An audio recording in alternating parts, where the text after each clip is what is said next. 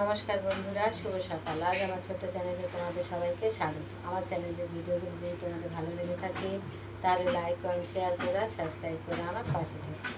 আজ আমি তোমাদের রামায়ণের আদিকাণ্ডে কিছুটা স্তবক করে শোনাচ্ছি। শুনিয়া স্বামীর বাক্য কহিছে রমণী, নিবেদন করি প্রভু শুনো গুণমণি।